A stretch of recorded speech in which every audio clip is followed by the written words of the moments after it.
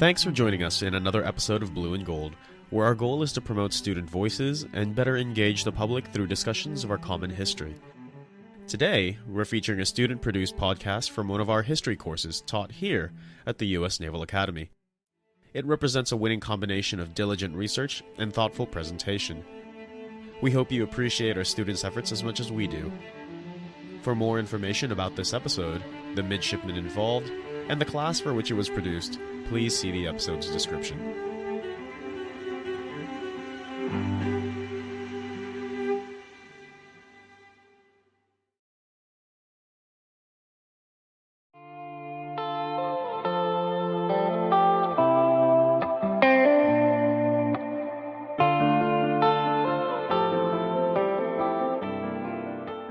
Welcome to the Historian's Craft podcast from the United States Naval Academy. I'm midshipman Tyler Cox, along with my fellow classmates Eva Huber, Grace Martin, Daniel Villanueva.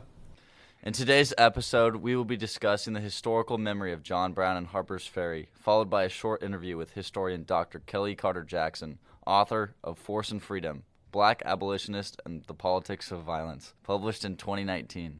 Before we dive deeper into Harper's Ferry and John Brown, some context is warranted to help us better understand the topic. Beginning in 1854, territory to the west of Missouri, Kansas and Nebraska dissolved into a conflict. It consisted of guerrilla-style warfare over the future of slavery in the region. The era received the name Bleeding Kansas as a result of the sheer amount of bloodshed brought about by those fighting for or against slavery. John Brown, a white abolitionist, was an active participant in this conflict prior to the events at Harper's Ferry. In 1856, Brown and a few of his associates led the violent killing of a family of pro-slavery Southerners. After Brown's active participation in the pro-abolitionist revolutions of Bleeding Kansas, he continued his movement against slavery and eventually arrived in Virginia. On the 16th of October, 1859, John Brown and a few of his men, some of which included his sons, took a risk to fight for the freedom of enslaved black persons. They raided the federal armory at Harper's Ferry in an attempt to obtain a variety of firearms, hoping to better arm the abolitionist movement. John Brown's actions and planning were highly debated because his methods were radically violent, and his decisions ultimately failed to incite a slave rebellion. The raid resulted in Brown's capture and later his execution, along with similar fates for his men.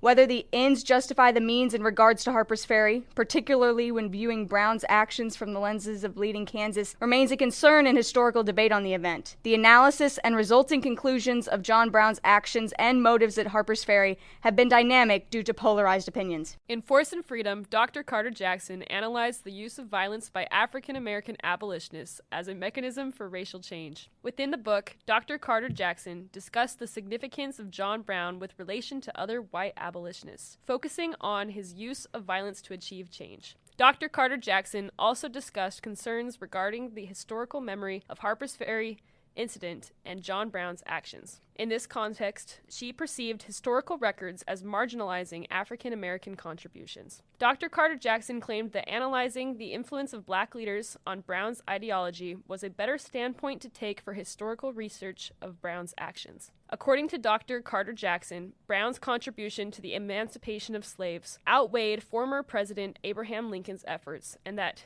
if Frederick Douglass had to put a white face on the poster of emancipation, it would not be Lincoln's, but Brown's.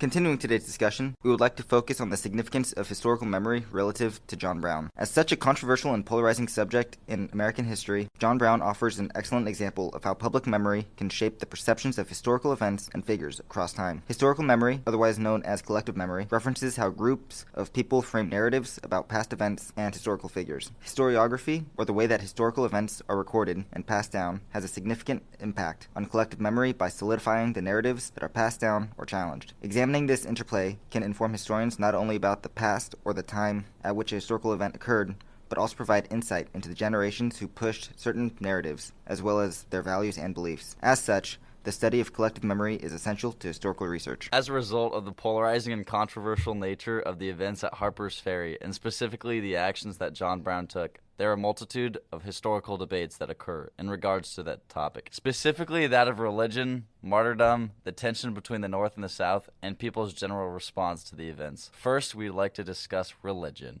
John Brown belonged to the Congregational Church of New England and borrowed upon Puritan ideas of a just and merciful God and a wrathful, vengeful God, as portrayed in the New and Old Testament, respectively. Brown was heavily influenced by religious ideology and the First Great Awakening, when dozens of new denominations were formed throughout the U.S., as well as other voluntary associations concerned with many moral and social causes. Many churches were indifferent or pro-slavery, but Brown relied on religious scripture and beliefs to justify violence in his abolitionist effort. Brown was heavily influenced by Nat Turner, an abolitionist and significant religious and intellectual leader who led a violent slave revolt before Brown's attack on Harper's Ferry. John Brown's raid on Harper's Ferry has been a controversial subject of historical analysis since 1859. Scholars have long since debated his identity as an abolitionist hero or radical terrorist. Some historians have even questioned whether martyrdom was Brown's goal. In John Brown's personal address to the court in 1859, he believed he did not enter into martyrdom until after Harper's Ferry. Tensions in the North and South. Many historians rave about John Brown's boldness and commitment to abolitionism. Even historically anti-slavery figures such as Frederick Douglass and William Lloyd Garrison commended his acts. William Lloyd Garrison related Brown's actions to those of George Washington, claiming the revolts against slavery were more honorable than those against taxes and tea. Frederick Douglass favored the likes of Brown over Abraham Lincoln because he was fully committed to abolitionism for his entire life. John Brown's raid at Harper's Ferry further grew tensions between the North and South. The public's general reaction to Harper's Ferry. Many people wonder how the population reacted to the events at Harper's Ferry. Many black leaders praised Brown and his actions. The attempted revolt also increased anti-slavery activity in local areas. A week after the event, slave uprisings increased over 10%, and owners sold an increasing amount of slaves due to the fear of further uprisings and total chaos. The success of John Brown at Harper's Ferry can be interpreted in many different lights. Tactically, the raid was an utter failure, as the Marines decimated Brown and his men. Strategically, one can argue that Brown's raid helped to ignite further abolitionist action and helped to start the Civil War.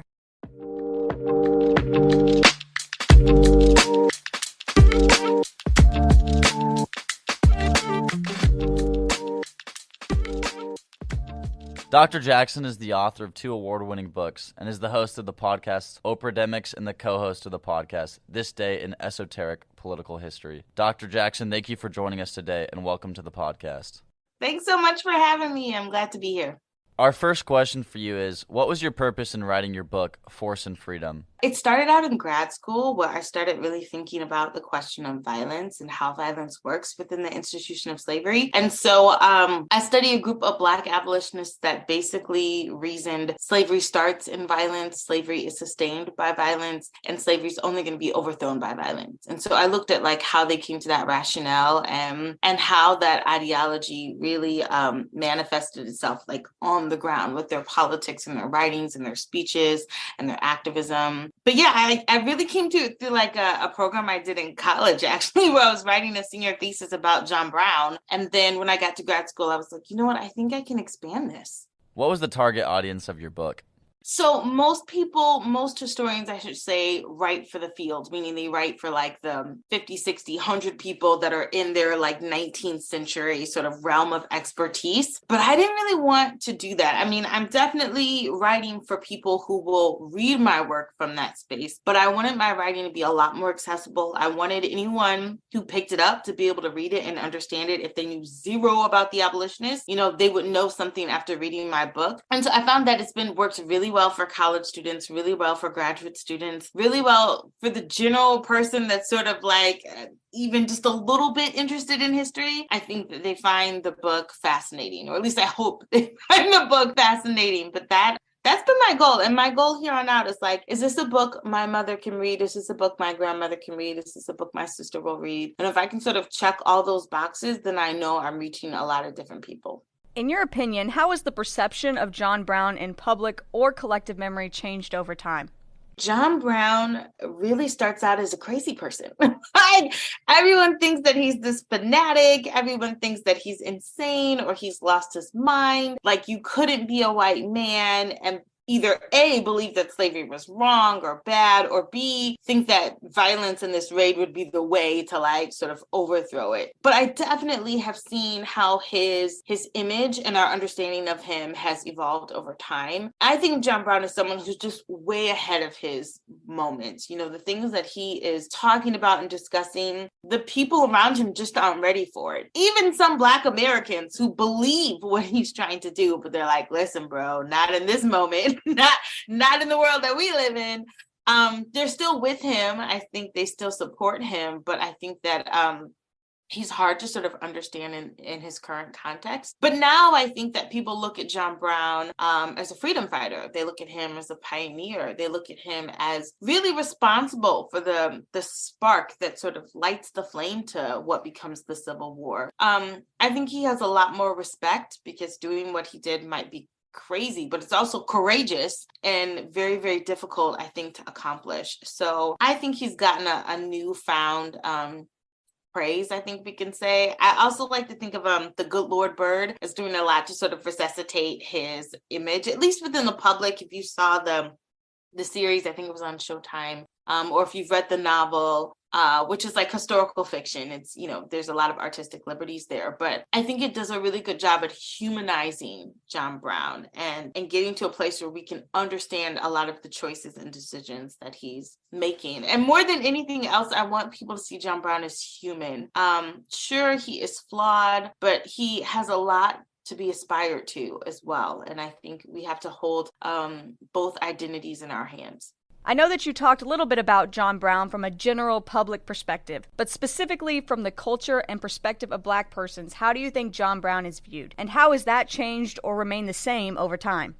So John Brown, to this day, remains one of the few white people that Black people look at as like, okay, this is an ally. This is a guy we can trust. This is the guy who means what he says. There's always been a lot of admiration for John Brown to be willing to do what very few people would do. I remember one colleague said what John Brown did was like the equivalent of racial suicide. He was trying to like forfeit all of his white privilege, forfeit all of his whiteness. And I think Black people admire that tremendously. When I tell stories about him, I often try to center Black voices because I feel like within the historiography, Black voices have been left out of that narrative, or they've been placed at the center. You think about the Secret Six or other white people that have worked with him, but Frederick Douglass also gets marginalized in the telling of that story. All of the Black women that he worked with, they get almost erased from the story of John Brown. And so what I did in my chapter, which I think is really important, is to look at John Brown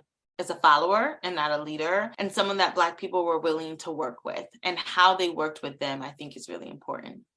Continuing with the idea that African American abolitionists have been minimalized in their portrayals by historians describing John Brown, have you seen a change in that trend since authoring your book, or do you still feel that it's the same way? I hope so. One of the things that I'm really excited about was when the book came out, maybe about a year later, a really big publisher, they produced this textbook called Give Me Liberty, Eric Foner's Give Me Liberty, which is probably one of the most used textbooks in the country. And they were like, we loved your book, Force and Freedom, so much. We are updating our textbooks to reflect the arguments you made about John Brown. And I was like, oh my gosh, it's huge, because it means that like, when 8th graders or high schoolers get this textbook, that this is the narrative that they will be getting of John Brown. So in a lot of ways, I see my work as helping to shape and change, you know, the stories that are told. That's really exciting to me. I think it will be very difficult to talk about John Brown and not talk about Mary Ellen Pleasant, not talk about the single largest financier of him as a Black woman who donates $30,000 of her wealth. That's just unheard of. But people didn't talk about Mary Ellen Pleasant, not a whole lot. There's a couple of biographies, but it's on her headstone. Like she requested on her headstone that it say she was a friend of John Brown. And I hope that when people talk about John Brown, that they talk about her, that like some of these, you know, stories that we include become more centralized in his story. I've seen that a lot more, I'd say, in the past year or so, but history does move slowly, and I think it does take a little bit of time for things to sort of shift the narrative and change the conversation. But that's one of my greatest joys, is that I feel like I've helped contribute to that change of conversation. How do the roles of figures such as Frederick Douglass and Henry David Thoreau influence the living memory of John Brown? So I think we think of Thoreau and we think of his writings on John Brown. We certainly think of Frederick Douglass's speeches on John Brown. I think they make him human, right? And when I say human, I mean flaws in all. I also think that they make him out to be someone who is bold, daring, willing to do what most people are not willing to do, but most of all, willing to do what is right, And I think that these writings, these speeches, these ideas that circulate around him in the abolitionist movement, it's in some ways it's like folklore, but in other ways it's like John Brown becomes a martyr. He's someone who sacrificed his life to abolish the institution of slavery. And I do think that their writings and their speeches have done a lot to restore the humanity of John Brown, to say, no, this person's not crazy. Matter of fact, we're crazy. We're insane to think that slavery is a good thing, to think that slavery should be legal. Let's flip that on its head. And I think they do a lot of that. Instead of pointing the finger at John Brown, let's point the finger right back at the people who think something like slavery is acceptable. Another part that we pulled out of your book that we found interesting was when you talk about Abraham Lincoln in respect to John Brown. Do you think that you could speak to that a little bit for our listeners?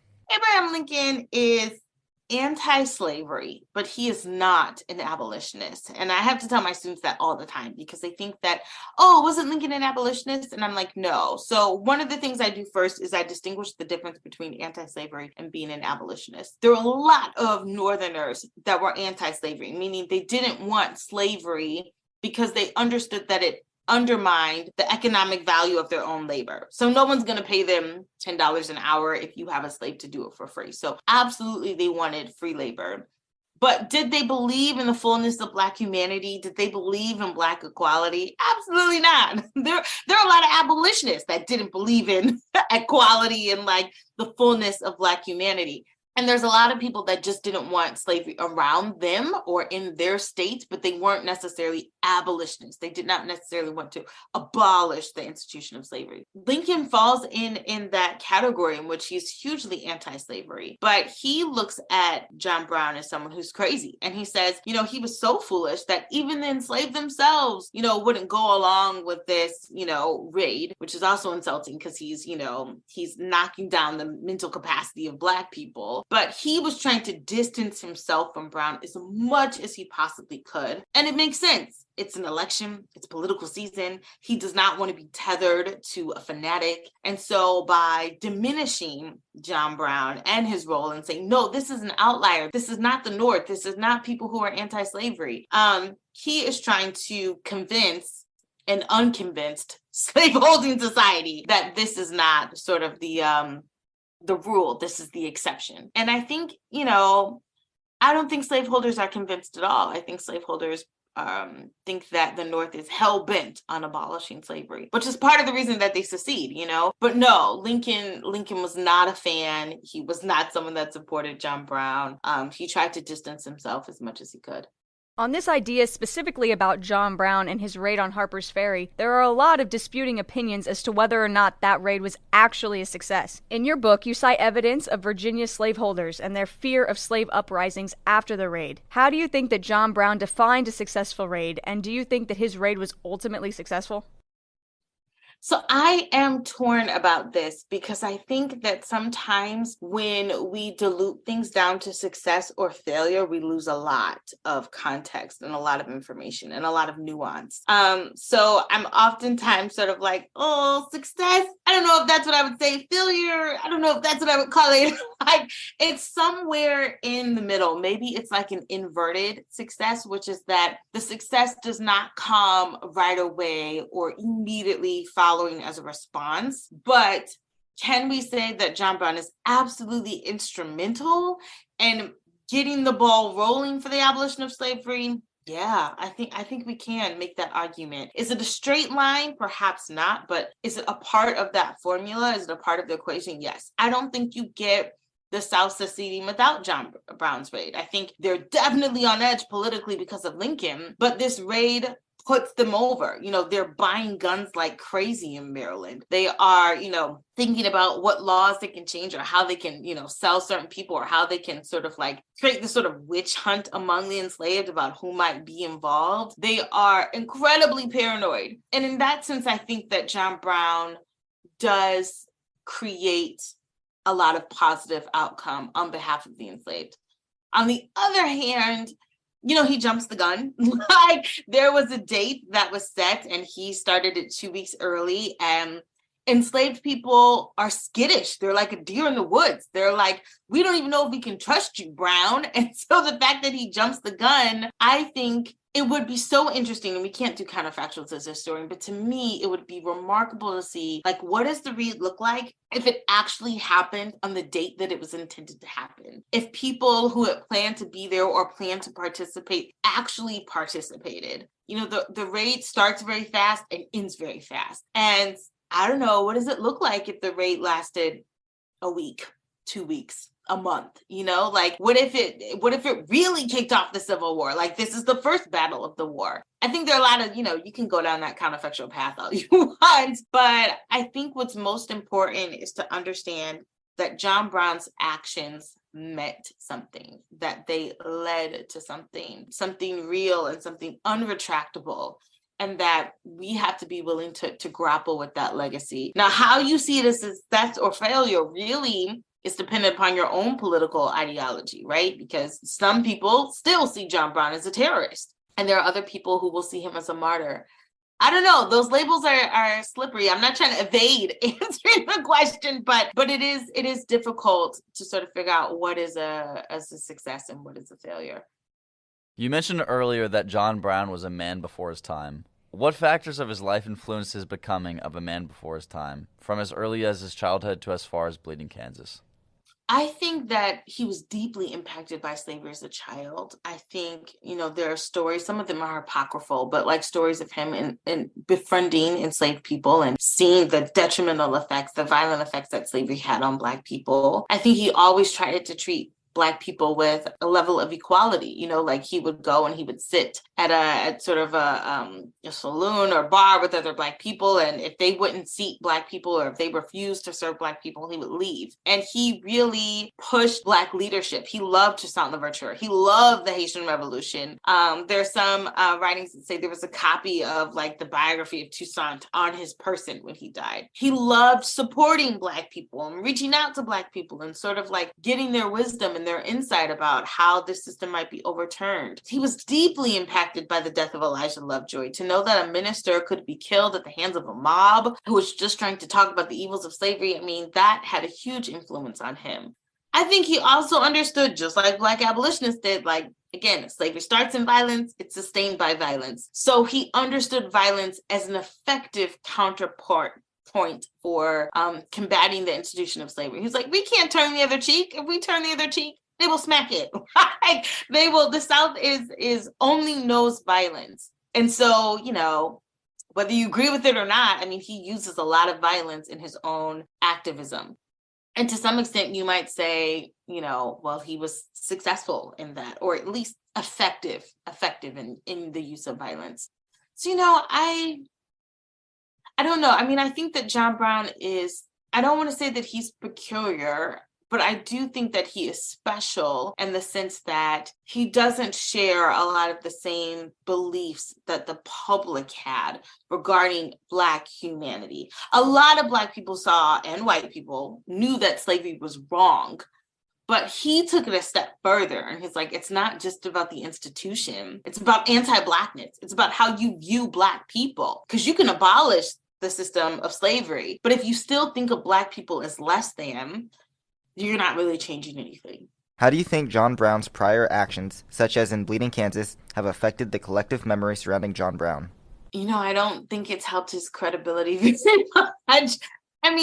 He slaughters these slaveholders. And I think that in the eyes of a North of a northern population that wanted to sort of have the upper moral ground to be like, we're better than that. We're better than these slaveholders. We don't resort to violence. I think he undermines a lot of that, and people, called him Osawatomie Brown. They're like, oh my gosh, he's using these guerrilla tactics. He's crazy, and I think that did shape a lot of how people feared him or abhorred him or, thought that he was not reputable. But I don't know. I can't put his violence on the same sort of violence on the same level as like the violence that slaveholders are enacting against enslaved people. I think there's a difference between using violence to perpetuate oppression and using violence to arrest oppression. And I think that's what John Brown was doing. He was using violence to stop violence, right? Like as a way to combat it, not using violence. It wasn't like he's like, we're going to kill every slaveholder. The point was to stop slavery. And if by killing a few slaveholders, he was successful in that, then the point has been made. But it's not about like eradicating whiteness. It's about stopping the institution of slavery. So I think when we look at it like that, like, are you using violence to stop violence, or are you using violence to perpetuate violence or oppression? Then I see those as two different things. And I think, but people have a hard time reconciling that because so much of the nuance of his story is stripped away. So we only see good, bad, right, wrong, success, failure. And we have one final question for you. We talked a lot about the different perspectives on John Brown. What perspectives do you believe could add to the research and analysis gathered over centuries on this topic?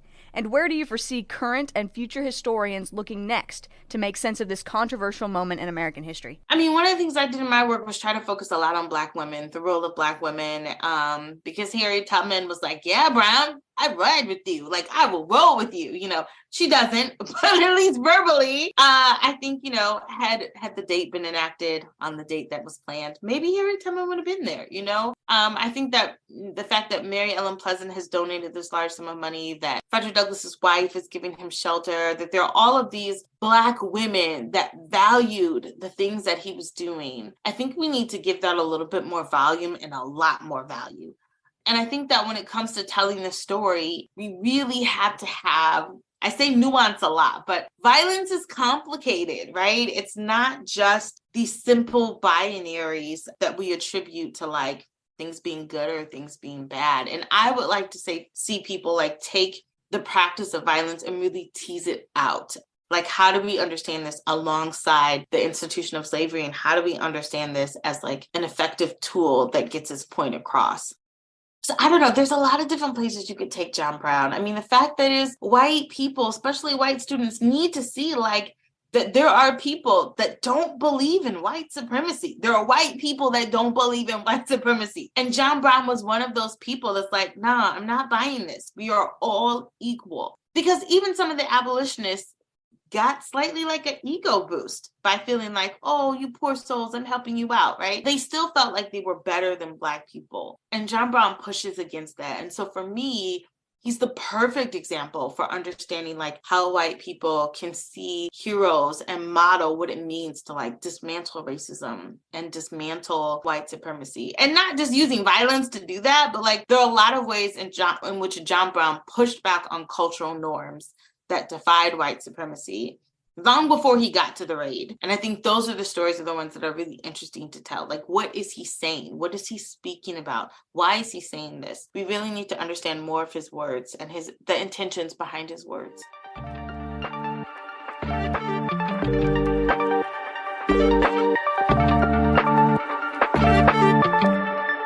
Our brief discussion with Dr. Kellie Carter Jackson effectively summarized what we had studied for several weeks. First and foremost, she discussed the varying historical and living memories surrounding John Brown. Dr. Carter Jackson personally believed that John Brown was a man ahead of his time. She believed that it must have been difficult for people at the time, including Black persons, to sympathize with John Brown's radical ideology. Currently, Dr. Carter Jackson believes that people remember John Brown as a freedom fighter, a pioneer, and partially responsible for the start of the American Civil War. John Brown, despite the controversial events surrounding his actions in Bleeding Kansas, has garnered newfound respect in the eyes of Dr. Carter Jackson. She cites the historical drama series Good Lord Bird, released in 2020, for helping cement John Brown's image. Dr. Carter Jackson also spoke about the importance of analyzing John Brown as a human. John Brown was most certainly influenced by his upbringing and past experiences. Dr. Carter Jackson's work is significant because it adds to historical research surrounding John Brown with significant accounts of African American contributors. Dr. Carter Jackson re-emphasized the profound impact that John Brown's raid on Harper's Ferry had on society. Fear spread across the slaveholding states, symbolized by an increased number of slaves sold and firearms purchased. Influencers such as Frederick Douglass and Henry David Thoreau spoke of John Brown in a positive light, comparing him to the likes of Abraham Lincoln and other forces that combated slavery.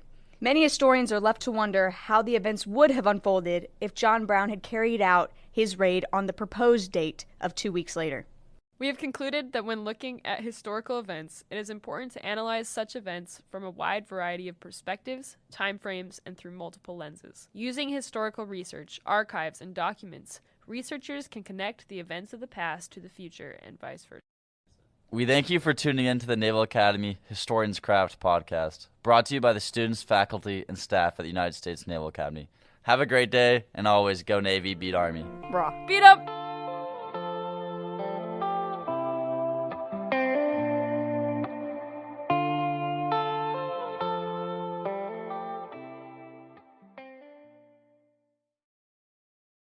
This has been a production of the History Department at the U.S. Naval Academy, located in Annapolis, Maryland. If you enjoy our programs, please let us know, as we'd love to hear your thoughts. You can reach us on Twitter and Instagram at USNA History, and our email is historyproductions-group@usna.edu. For more information about the History Department at the Naval Academy, please visit usna.edu/history.